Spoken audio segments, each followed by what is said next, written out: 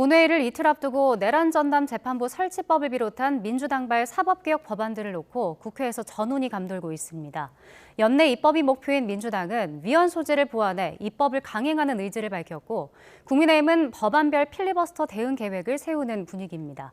국회 취재기자 연결합니다. 박희재 기자, 민주당이 추진하는 사법개혁 법안들의 위헌성 지적에 대한 입장이 나왔다고요? 네, 그렇습니다. 민주당이 연내 본회의에서 처리를 목표로 하는 이른바 사법개혁 관련 쟁점 법안들, 대표적으로 내란 전담 재판부 설치법, 법원 행정처 대신 사법행정위원회를 마련하는 법안, 법 왜곡죄 신설 등이 있는데요.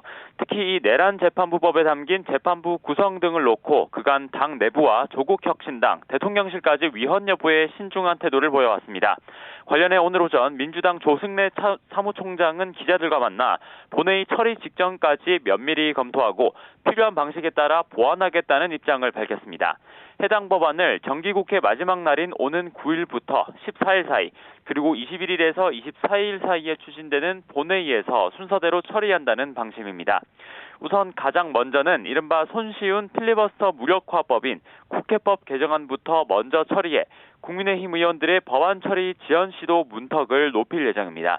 이후 법안 처리 순서는 내일 민주당 의원총회에서 논의해서 조정할 예정인데 특히 앞서 전해드린 사법개혁 법안에 대한 위헌성 여부도 같은 자리에서 논의될 것으로 보입니다.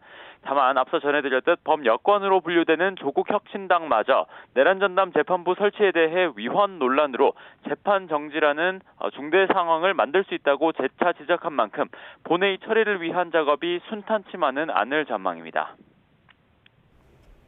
네, 국민의힘은 여당의 입법을 저지하겠다는 계획인데 어떤 전략인 겁니까?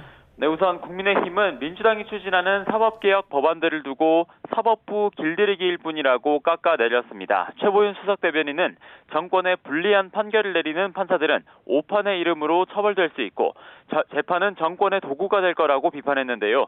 이 때문에 쟁점 법안마다 필리버스터로 대응할 방침을 세우며 실제로 법안별로 발언 순서도 정하는 내부 분위기도 감지되고 있습니다.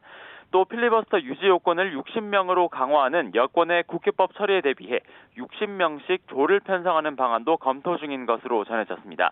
다만 민주당의 다수 의석으로 필리버스터가 그간 하루 만에 무산되었 만큼 장외 여론전에도 공을 들이고 있습니다. 국민의힘은 내일 국민고발회 형식으로 의원총회를 열고 민주당의 사법개혁 법안 등에 대한 위헌, 위법성을 지적한다는 계획입니다. 사법부 파괴, 야당 탄압, 그리고 국민 입틀막 등 이렇게 분야별 명칭도 정해서 민주당이 일방적으로 추진하는 법안들의 문제를 국민에게 알리겠다는 겁니다. 국민의힘은 일찌감치 사법개혁 법안 등에 대한 위헌법률 심판 청구도 엄포를 놓은 상황인데 민주당의 위헌성 보완 여부를 주시한 뒤 대응 방향 등을 구체화할 것으로 보입니다. 지금까지 국회에서 전해드렸습니다.